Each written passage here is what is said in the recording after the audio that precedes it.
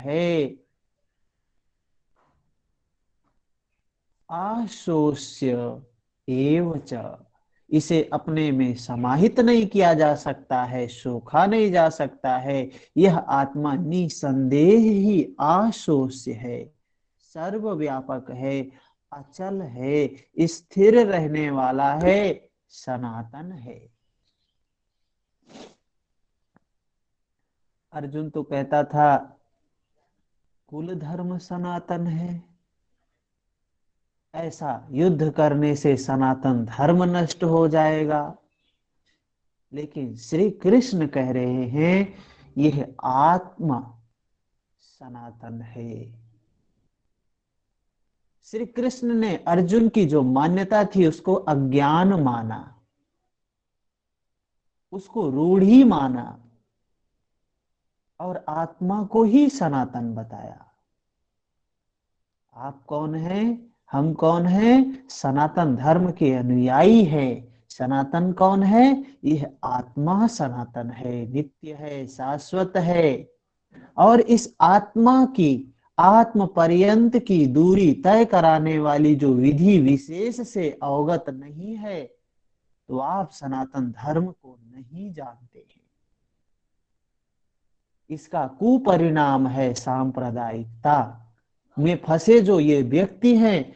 संप्रदाय में जो हम रूढ़ियों में उलझे हुए हैं धर्म के नाम पर।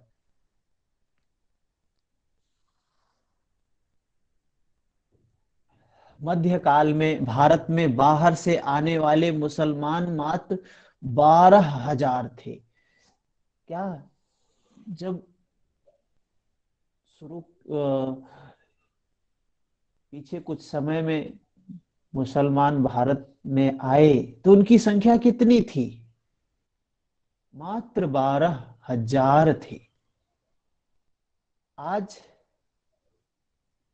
28-30 करोड़ संख्या है।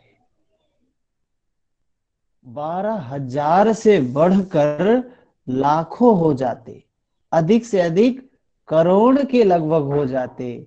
और कितने हो जाते?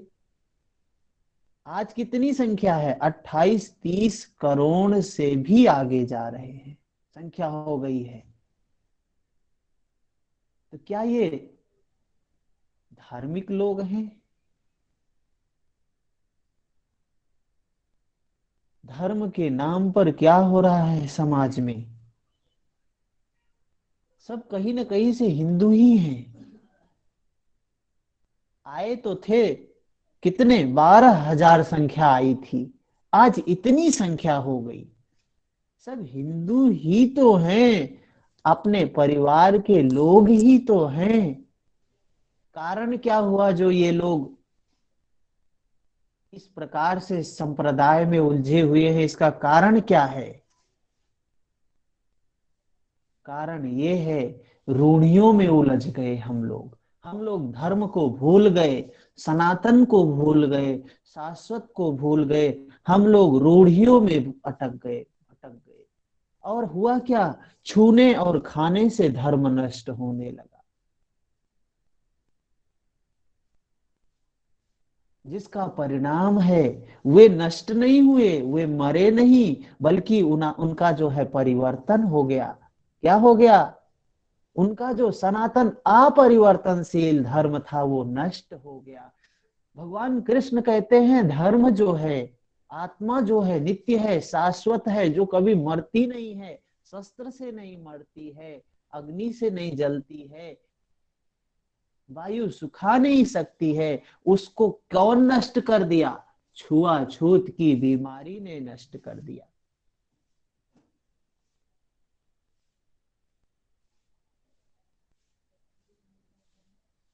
जब ये भौतिक तत्व जो मैटर है, क्षेत्र में पैदा होने वाली कोई वस्तु इस सनातन का स्पर्श नहीं कर सकती है। सनातन जो है, जो आत्मा है, वो तो इंद्रियों से परे की अवस्था है। इस पंच तत्वों से परे की अवस्था है। तो छूने खाने से सनातन धर्म कैसे नष्ट हो सकता है? आज भी हमारे समाज में कुरीतियां व्याप्त है। मनुष्य हैं हम लोग। कहीं क्षत्रिय ब्राह्मण वैश्य शूद्र के नाम पर बटे हुए हैं, कहीं क्षेत्रवाद के नाम पर बटे हुए हैं, जातिवाद के नाम पर बटे हुए हैं। और तो और एक ही जाति में ब्राह्मण हैं, ब्राह्मण में भी ऐसी अनेक जातियां हैं कि एक दूसरे के घर पानी पीना भी अपने तौहीन समझते। तो क्या है ये? धर्म है ये रूढ़ियां हैं, ये कुरीतियां हैं। धर्म इतना कमजोर है, भगवान कह रहे हैं वो शस्त्र से नहीं कटता है, अग्नि जला नहीं सकती है। और हम लोगों ने धर्म को इतना कमजोर मान लिया है कि छूने खाने से धर्म नष्ट हो जाए। यह धर्म नहीं है, यह कुरीति है, परिस्थिति थी, कुरीति परिस्थिति थी, जिससे भारत में सांप्रदायिकता बढ़ी, देश का विभाजन हुआ, राष्ट्रीयता, राष्ट्रीय एकता की आज भी समस्या बनी हुई। कारण क्या है? धर्म कारण नहीं है, कुरीति कारण है। इन कुरीतियों के कथानक जो इतिहास में भरे पड़े हैं, इतिहास में इन कुरीतियों की कथाएं कहानियां भरी पड़ी हैं। बहुत सी कहानियां हैं ऐसी जो इन कुरीतियों की शिकार है। एक घटना है, हमीरपुर जिले में 50-60 परिवार जो है क्षत्रिय परिवार थे। आज वे सब के सब मुसलमान हैं।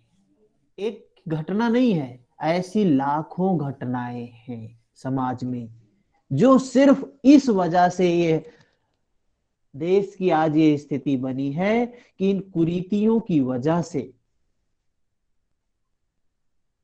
उन पर न कोई तोप से हमला हुआ, न कोई तलवार से हमला हुआ। क्या हुआ कि अर्धरात्रि में एक दो मौलवी उस गांव में आते हैं, उस गांव के एकमात्र कुएं के समीप छिप गए, और कर्मकांडी ब्राह्मण जो सबसे पहले यहां स्नान करने आएगा, जहां वे आए तो उन्हें पकड़ लिया गया, उनका मुंह बंद कर दिया गया, उनके सामने उन्होंने कुएं से पानी निकाला, मुंह लगाकर पिया और बचा हुआ पानी उस कुएं में डाल दिया, रोटी का एक टुकड़ा भी डाल दिया। पंडित जी देखते देखते, पंडित जी देखते ही रहे, विवश थे। उसके बाद पंडित जी को भी साथ ले गए, वे चले गए अपने घर में, उन्हें बंद कर दिया। घटना समझ में आई, क्या किया था उन्होंने? क्या करते थे वे लोग? किसी गांव में जाते थे और किसी पंडित को, ऐसे व्यक्ति को पकड़ लेते थे और उसी के सामने उस कुएं को अपवित्र कर देते थे, मतलब उसमें जूठा पानी डाल देते। पंडित जी को पकड़ के ले गए,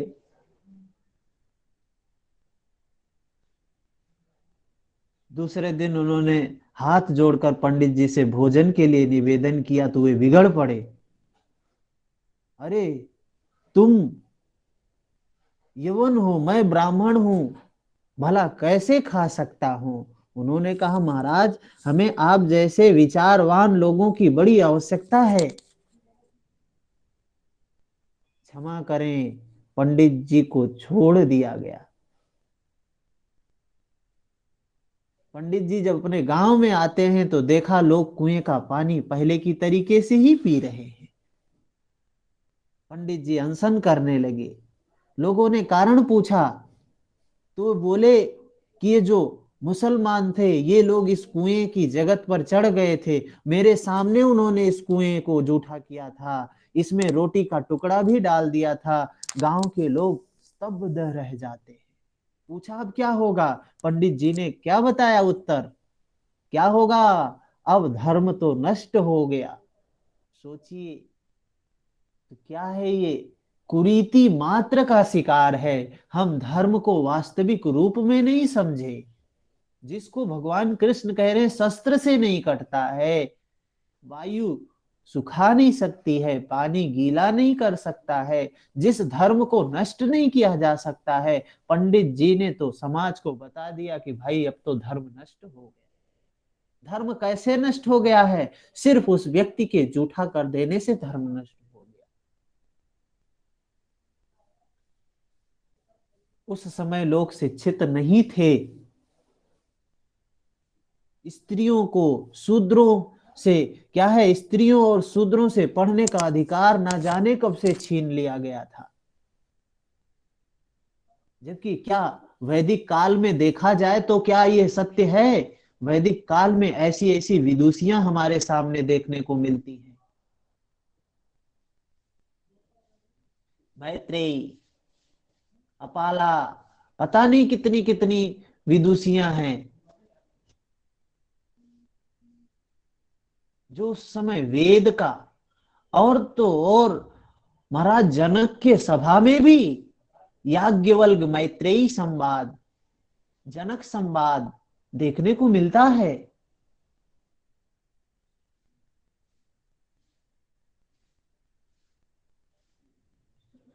तो और यहाँ पे क्या होता है, महिलाओं को और शूद्रों को से पढ़ने का अधिकार छीन लिया गया। इनको कौन छीन लिया? ये क्या ये कुरीतियों ने छीना है? धर्म ने नहीं छीना है। भगवान कृष्ण ने सबके लिए उपदेश किया है, महर्षि पतंजलि ने सबके लिए उपदेश किया है, भगवान बुद्ध ने सबके लिए उपदेश किया है। अब ऐसी स्थिति में वैश्य जो है वो अपने धन पार्जन का ही को ही अपना धर्म मान बैठा।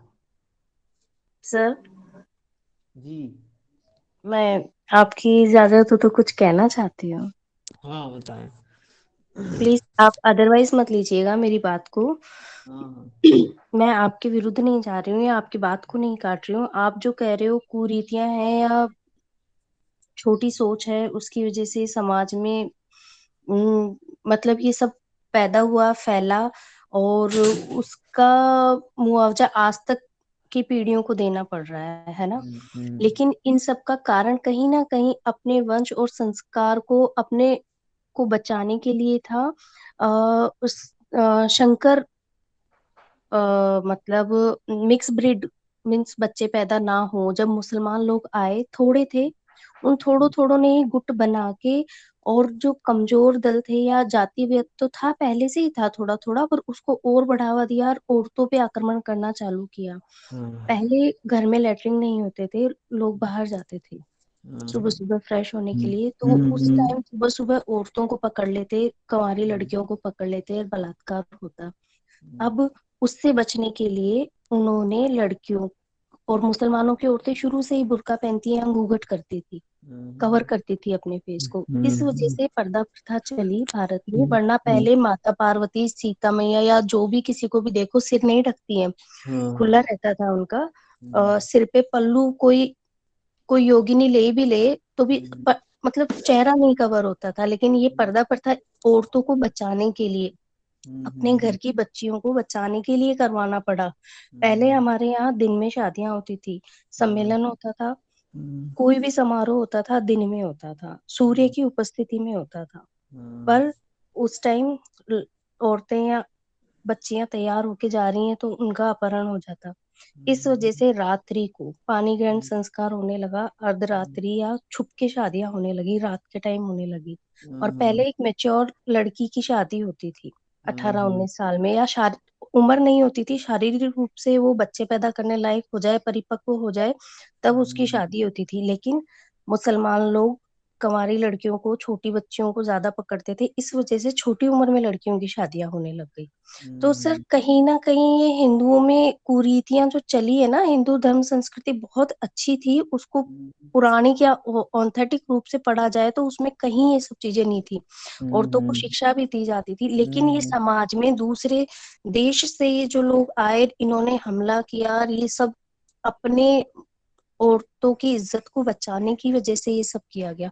और उच्च धर्म के लोग थे, उनसे जो नहीं समर्पित हो रहे थे, मुसलमान धर्म को नहीं अपना रहे थे, उनके सामने ये शर्त रख दी गई, या तो हमारे गटर या लेटरिन को साफ करो, नहीं तो आपको मार दिया जाएगा। कुछ तो मर जाते थे बेचारे, और कुछ अपनी जान को बचाने के चक्कर में मैला उठाते थे। उनका मैला उठाने लग गए तो उनका परिवार का ही काम धंधा ये बन गया, और उनको शूद्र घोषित कर दिया गया।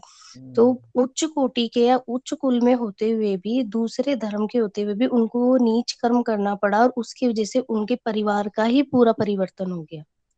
तो समाज में पीड़ित दल भी है, और उनकी वजह से भी कुरीतियां आई है। लेकिन आज एजुकेटेड होते हुए भी, वेल एजुकेटेड होते हुए भी, बहुत से ब्राह्मण और बनिया फैमिलीज इन कुरीतियों को अपनाए जा रही है, वो गलत है।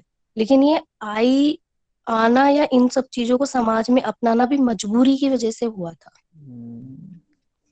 सर बस इतना ही तो क्या कहना, वही चीज तो यहाँ भी कहना चाह रहे हैं। भगवान क्या बता रहे हैं कि अर्जुन भी उन्हीं कुरीतियों का शिकार था। आज जैसे हम सभी धर्म के नाम पर किसी न किसी कुरीति के शिकार हैं।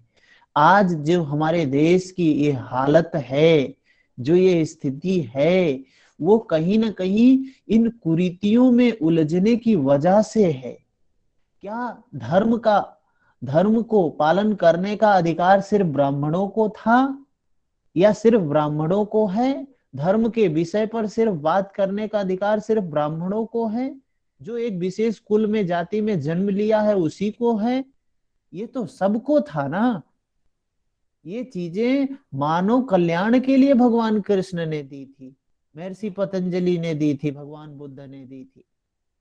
लेकिन हम लोग कुरीतियों के शिकार होकर, और हमने क्या समझा दिया, ये एक विशेष समाज के एक विशेष व्यक्ति द्वारा या विशेष संप्रदाय द्वारा, विशेष जाति द्वारा समाज में ये दिया गया संदेश कि ये धर्म का काम सिर्फ किसका है? एक समाज के लोगों का है। शूद्रों का काम सिर्फ सेवा करना है। लेकिन ऐसा नहीं है। स्वामी दयानंद सरस्वती आते हैं, क्या बोलते हैं? जन्म से सभी शूद्र हैं।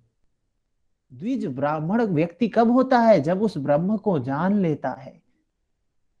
जब गुरु प्राप्त होता है तो द्विज होता है, और जब ब्रह्म को जान लेता है तो ब्राह्मण है। लेकिन आज समाज की क्या स्थिति है? तो कहना क्या चाह रहे हैं भगवान कि यह कुरीति का शिकार था अर्जुन, जो आज हम सभी भी हैं। क्या हुआ कि पानी पिया था मुसलमान ने, अनजाने में मुसलमानों का छुआ खा लिया था, इससे धर्म नष्ट हो गया। धर्म तो हो गया जैसे कोई छुई मुई का पौधा है, आप छू दें तो आपकी जैसे पत्तियां उसकी मुरझा जाती हैं, संकुचित हो जाती हैं, हाथ हटाते ही पुनः ही विकसित हो जाती हैं। यह पौधा हाथ हटाने पर विकसित हो जाता है, किंतु धर्म तो ऐसा मुरझाया कि कभी विकसित ही नहीं हुआ। मान लीजिए किसी व्यक्ति ने कुएं का पानी पी लिया, तो एक बार धर्म उसका नष्ट हो गया तो हमेशा के लिए नष्ट हो गया। अब उसकी आने वाली पीढ़ियां भी धर्म नष्ट से हो गई, सबके सब मुसलमान हो गए। ऐसे कितने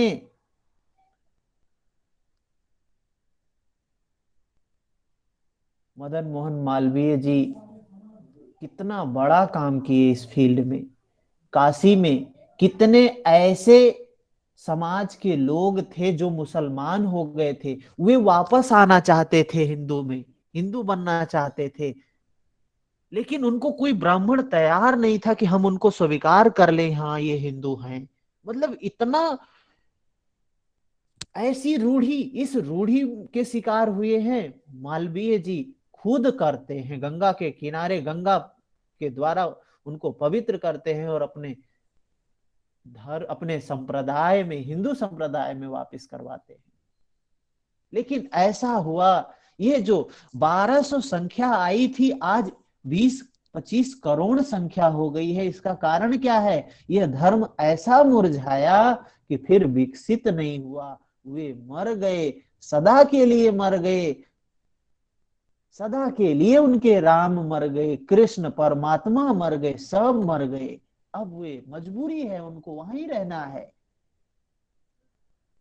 जो शाश्वत थे वे मर गए, जो सनातन थे वे मर गए, जो नित्य थे वे मर गए। क्या है ये कुरीति के शिकार हैं, जिसे लोग धर्म मान बैठे हैं। धर्म इतना कमजोर नहीं होता है, जिसको किसी ने छू दिया तो नष्ट हो गया, किसी ने जूठा कर दिया तो नष्ट हो गया। भगवान तो कह रहे हैं इससे भी नष्ट नहीं होता, अस्त्र शस्त्र पानी अग्नि इससे भी नहीं जलता है न मरता है, लेकिन हम लोगों ने कुरीति के शिकार होकर उसको नष्ट कर दिया, नष्ट मान बैठे। धर्म की शरण में हम क्यों जाते हैं? क्योंकि हम मरने वाले हैं, हम मरण धर्मा हैं। हम धर्म की शरण में जाते हैं कि धर्म कोई ठोस चीज है जिसकी शरण में हम जाएंगे। भगवान बुद्ध ने क्यों कहा धम्मम शरणम गच्छामि? धर्म की शरण में जाने के लिए भगवान बुद्ध ने कहा। सॉरी भैया, डिस्टर्ब कर रही हूँ बीच में। भैया, जी, धर्म की परिभाषा थोड़ा सा आप एक्सप्लेन कर देंगे? धर्म क्या है? धर्म जिसको धारण किया जाए वो धर्म है, जिसको धारण किया जाए। और धर्म में ये चीजें बताई गई, 10 धर्म के अंग बताए गए। ये योग क्या है? ये धर्म ग्रंथ है।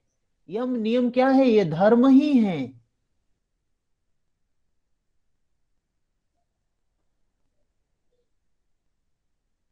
धारण करे तो धर्म है।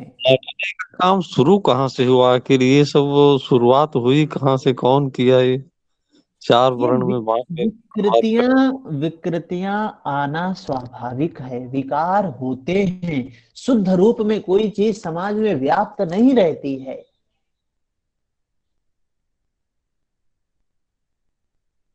नहीं, बांटने का काम तो हमारे ही भाइयों ने किया होगा। मुसलमान तो बांटने आए नहीं थे चार वर्ण में हम लोग। वो जो हम उसी कुरीति तरह के शिकार थे, जिस कुरीति के हम शिकार थे, उसी कुरीति का उन्होंने फायदा उठाया। अब होता है ना, हर यहां तक परिवार में होता है कि हम श्रेष्ठ हैं, तो हर समाज में ये होता है कि हम श्रेष्ठ हैं। अभी ब्राह्मण में ही जाइए तो ब्राह्मणों में भी जो 20 क्या 50 प्रकार के ब्राह्मण हैं, उसमें कहते हैं हम श्रेष्ठ है, वो कहते हैं हम श्रेष्ठ है, वो कहते हैं हम श्रेष्ठ है। कुछ ऐसे भी ब्राह्मण हैं जो एक दूसरे के यहाँ पानी पीना नहीं पसंद करते। कहने के लिए तो ब्राह्मण ही हैं, क्षत्रिय हैं, यहाँ भी ये चीजें हैं। तो ये जो जातिवाद की जो ये प्रथा चली, ये रूढ़ी के नाम। अभी ये चीजें तो हैं, क्षत्रिय ब्राह्मण वैश्य शूद्र का वर्णन तो गीता में भी है, लेकिन रूढ़ी या हो गई यहाँ पे। उस चीज को हम गलत अर्थ में समझने लगे, यथार्थता जो थी वो ना समझ के हमने उसका स्वरूप बदल दिया।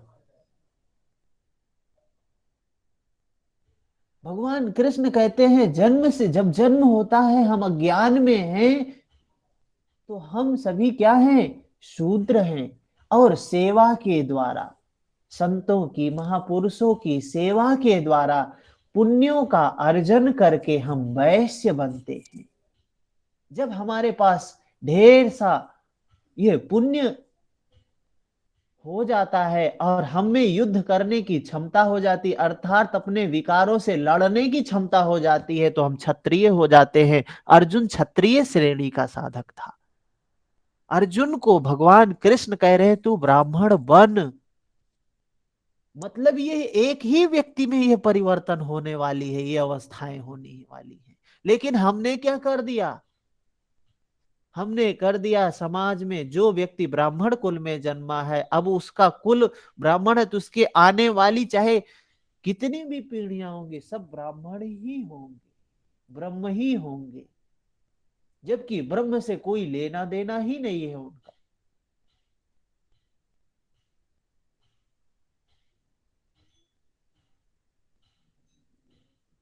तो धर्म हमारा क्या रक्षा करेगा? ये धर्म हमारा क्या रक्षा करेगा जो स्वयं अपनी रक्षा नहीं कर पाया? जो स्वयं किसी के छूने से नष्ट हो गया, जो स्वयं किसी के पानी पीने से नष्ट हो गया, खाने से नष्ट हो गया, वो धर्म हमारी क्या रक्षा करेगा? धर्म हमारी रक्षा करता है। क्या है? हमसे शक्तिशाली होगा धर्म ना, तभी तो हमारी रक्षा करता है। हम तो तलवार से मर जाते हैं, तलवार से कट जाते हैं, लेकिन धर्म तलवार से भी नहीं कटता है। भगवान कृष्ण कह रहे हैं जो तलवार से नहीं कटता है वो छूने से कैसे नष्ट हो गया? कैसा है आपका धर्म? ये कुरीतियां नष्ट होती हैं, न कि सनातन धर्म नष्ट होता है। सनातन तो ऐसी ठोस वस्तु है जिसे शस्त्र नहीं काटते, अग्नि नहीं जला सकती, जल गीला नहीं कर सकता है, खान पान तो दूर, प्रकृति में उत्पन्न कोई वस्तु उसका स्पर्श भी नहीं कर पाती है। तो वह सनातन धर्म कैसे नष्ट हो गया? ऐसी कुरीति का शिकार अर्जुन भी था। अर्जुन के समय में भी ये कुरीतियां थी, उनका शिकार था वो।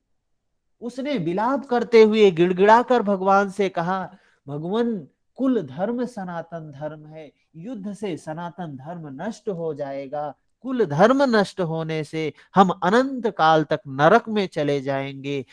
किंतु श्री कृष्ण ने कहा, तुझे यह अज्ञान कहां से उत्पन्न हो गया?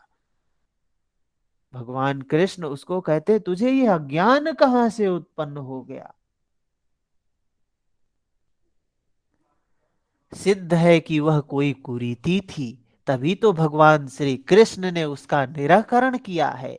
बताया है कि आत्मा ही सनातन है। यदि आप आत्मिक पथ को नहीं जानते हैं तो सनातन धर्म में आपका अभी तक प्रवेश नहीं हुआ है। जब यह सनातन शाश्वत आत्मा सबके अंदर व्याप्त है तो खोजा किसे जाए? किसको खोजा जाए?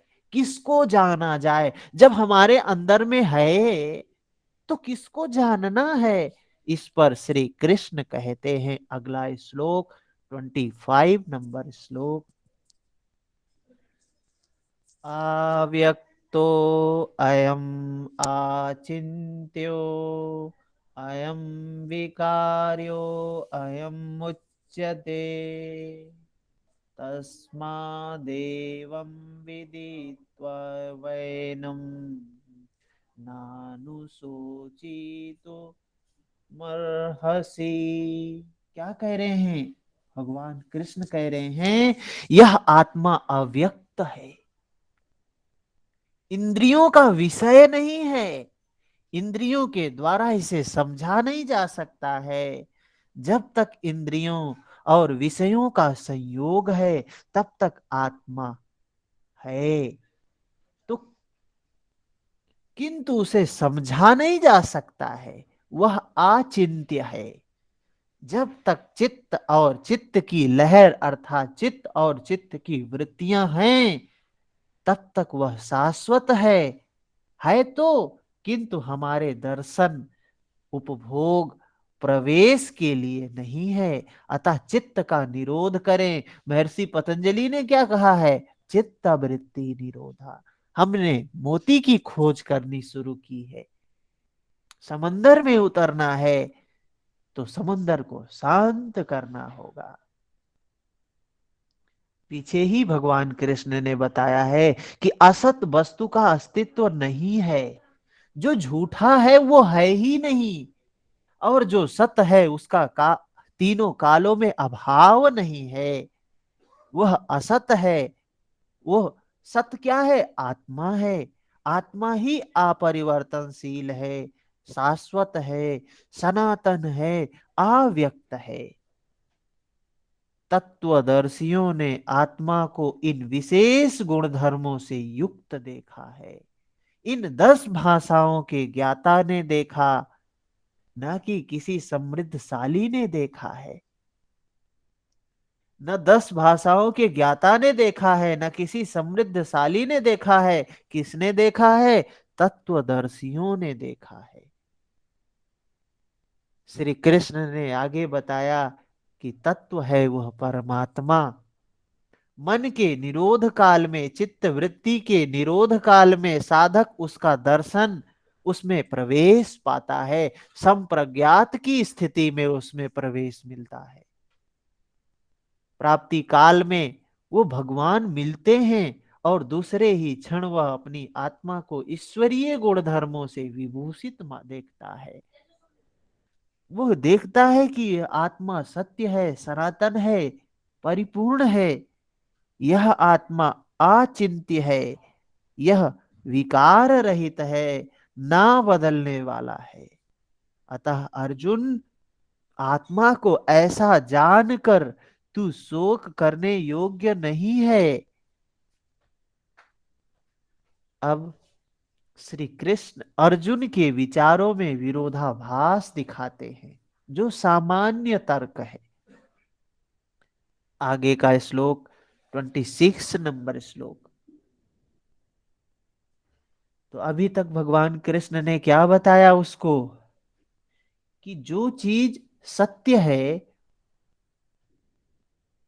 उसका अभाव नहीं हो सकता है, जो असत्य है उसका भाव नहीं हो सकता है। आत्मा सत्य है, ये कभी नष्ट नहीं हो सकती है। जो नित्य है, शाश्वत है, धर्म है, उसका कभी नाश नहीं हो सकता है। अगर हम जान रहे हैं कि ये नष्ट हो गया, इसको किसी ने नष्ट कर दिया, तो हम कुरीति के शिकार हैं, हम बंधन के शिकार हैं। यही है हमारा बंधन, यही है हमारी कुरीति। 26 नंबर श्लोक में भगवान कृष्ण कहते हैं, अथ चैनम नित्यजातम नित्यं वा मन्यसे मृतम तथापि त्वं महाबाहो नैवं शोचितुमर्हसि। यदि तू इसे सदैव जन्मने वाला, सदैव मरने वाला माने, तब भी तुझको शोक नहीं करना चाहिए। एक तर्क देते हैं भगवान अर्जुन को। अगर तुझको ये लगता है कि ये आत्मा मरती है, ये आत्मा जन्मती है, तो तुझे तब भी शोक नहीं करना चाहिए। क्यों नहीं करना चाहिए? 27 नंबर श्लोक। जातस्य हि ध्रुवो मृत्युर्ध्रुवं जन्म मृतस्य च। ऐसा मान लेने पर भी जन्मने वाले की निश्चित मृत्यु, मरने वाले की निश्चित जन्म सिद्ध हो जाता है।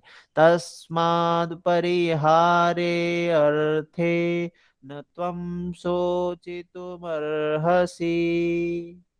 क्या है? इसलिए भी तू बिना उपाय वाले इस विषय में शोक करने लायक नहीं है। जिसका कोई इलाज नहीं है, उसके लिए शोक करना क्या है? अन्य दुखों का आमंत्रण है। जब आप जान रहे हैं कि हम उत्पन्न हुए हैं, युवा हुए हैं, वृद्ध होंगे, बूढ़े होंगे, मरेंगे, तो दुख करने से क्या मतलब है? मैं बूढ़ा हो रहा हूं, मैं मर रहा हूं, मैं मर रहा हूं। मरना जब निश्चित है तो स्वीकार करना चाहिए उसको। डरने की क्या जरूरत है? भयभीत होने की क्या जरूरत है? संस्कार निर्माण करने की क्या जरूरत है? और दुखों को अपने बढ़ा लिया। दुख, मरना तो दुख है ही, लेकिन जब आपने मान लिया अरे मरना है, और दुख बढ़ गया, कई गुना दुख बढ़ गया। मरना है तो मरना है, जब मरना होगा तो मरेंगे, उससे डरना क्यों? बाज के भाग भी नहीं सकते हैं। एक कहानी सुनाऊं मैं। एक राजा था। उस राजा को रात में स्वप्न आया। स्वप्न में मृत्यु आकर उनसे कह रही है कि तुम्हारी यह अंतिम रात्रि है, तुम्हें अब दूसरी रात्रि बिताने का मौका नहीं मिलेगा, तैयार हो जाओ। राजा भयभीत होता है। उठता है, सुबह में उठा, जैसे ही उठा नींद नहीं आई, सुबह में पंडितों को बुलवाया कि बताओ मुझे बचना है, मैं मरना नहीं चाहता हूं, और मृत्यु ने मुझसे आके स्वप्न में ऐसी ऐसी बातें कही है, कोई उपाय हो तो बताए। सारे पंडित सोचने लगे, अरे महाराज ये करो, महाराज ये करो, महाराज ये करो। उसमें से एक व्यक्ति ने कहा, महाराज कुछ मत करो, घोड़ा पकड़ो और भागो यहां से। बहुत रेसीला घोड़ा था उसके पास, अच्छा दौड़ने वाला था। उसको भी बात समझ में आ गई, कुछ करने की जरूरत नहीं है, मृत्यु ने कहा है तो जरूर आएगी, यहां से भाग ही जाते हैं। जैसे सूर्योदय हुआ, घोड़े पर बैठा भागना शुरू कर दिया, भागते भागते भागते भागते भागते भागते शाम हो गई, सूर्यास्त हो गया। पहुंच गया एक घने जंगल में, पता नहीं कितने सैकड़ों किलोमीटर दूर निकल गया। जैसे ही घोड़ा खड़ा करके नीचे उतरा, मृत्यु सामने खड़ी हो गई। मृत्यु ने कहा, मुझे विश्वास नहीं था कि तुम उतना दूरी से तय करके यहां तक कैसे आओगे, लेकिन तुम्हारा मृत्यु यहीं लिखा था, तुमको यहां मरना था, तुम भाग के चले आए। तो मृत्यु से कोई बचकर भाग नहीं सकता है। अर्जुन को भगवान समझा रहे, अगर तुझको ये पता है कि जन्मे हैं तो मृत्यु होगी, तो भी भयभीत होने से कोई मतलब नहीं है, इससे सिर्फ अपने दुख को बढ़ा रहा है। अगला श्लोक 28 नंबर श्लोक। अव्यक्तादीनि भूतानि व्यक्तमध्यानि भारत अव्यक्त निधनान्येव तत्र का परिदेवना। अर्जुन, संपूर्ण प्राणी जन्म से पहले बिना शरीर वाले हैं, मरने के बाद भी बिना शरीर वाले हैं, जन्म के पूर्व और मृत्यु के पश्चात भी दिखाई नहीं पड़ते हैं, केवल जन्म मृत्यु के बीच में ही शरीर धारण किए हुए हैं, दिखाई देते हैं। अतः इस परिवर्तन के लिए व्यर्थ की चिंता क्यों करता है? इस आत्मा को देखता कौन है? कौन इसको जान सकता है? कौन इसको देख सकता है? इस पर कहते हैं, आश्चर्यवत पश्यति कश्चिदेन। क्या बोल दिया? पश्यति। पश्यति का मतलब क्या है? देखता है। महर्षि पतंजलि ने भी बोला है, संप्रज्ञात, समता के साथ में, प्रज्ञा के साथ में देखता है, संप्रज्ञात जानता है। माश्चर्यवदति तथैव चान्यः आश्चर्यवचैन चैनमन्यः शृणोति श्रुत्वाप्यैनं वेद न चैव कश्चित्। क्या कहते हैं भगवान कृष्ण? पहले श्री कृष्ण ने कहा था कि इस आत्मा को तत्वदर्शियों ने देखा है। अब क्या कहते हैं? अब तत्व दर्शन की दुर्लभता पर प्रकाश डालते हैं कि कोई विरला महापुरुष ही इस आत्मा को आश्चर्य की तरह देखता है, सुनता है, प्रत्यक्ष देखता है, प्रज्ञा के साथ में देखता है। वैसे ही कोई दूसरा महापुरुष ही आश्चर्य की तरह इसके तत्व को कहता है। जिसने देखा है वही यथार्थ कह सकता है। बाकी तो लोग रूढ़ियों के शिकार, कुरीतियों के शिकार हैं, लेकिन जिसने देखा है वो यथार्थता कह सकता है। दूसरा कोई विरला साधक इसे आश्चर्य की भांति सुनता है। सब सुनते भी नहीं हैं, क्योंकि यह अधिकारी के लिए ही है। हे अर्जुन, कोई कोई तो सुनकर भी इस आत्मा को नहीं जान पाते हैं। क्योंकि साधन पार नहीं लगता।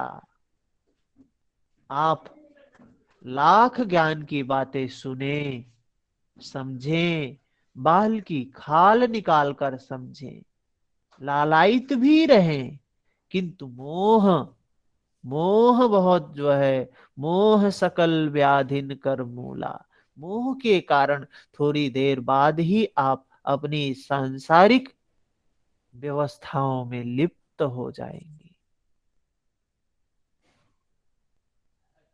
तो भगवान कृष्ण की बात, महर्षि पतंजलि की बात अलग नहीं है।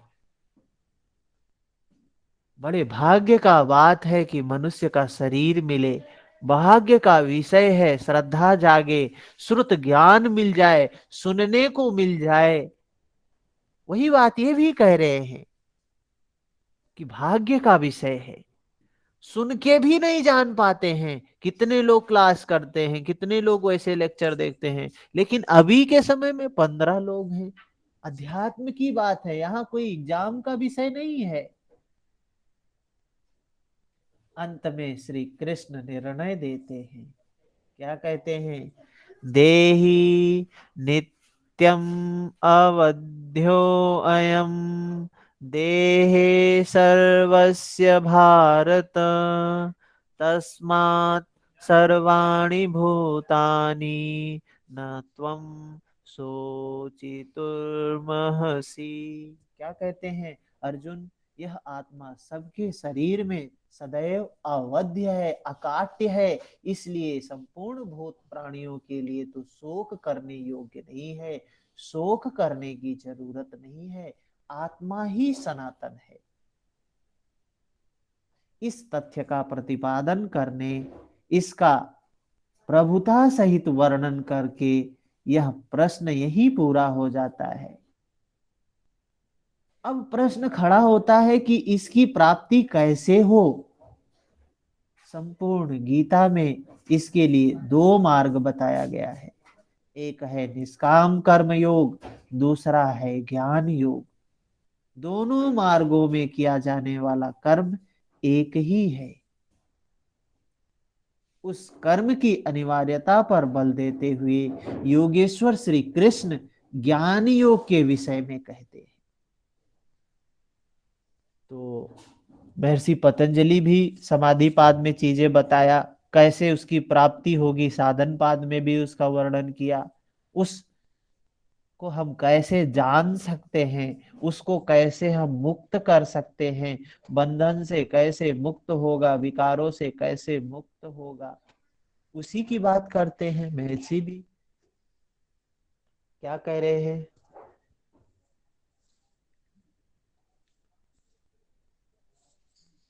किसी का प्रश्न है पीछे?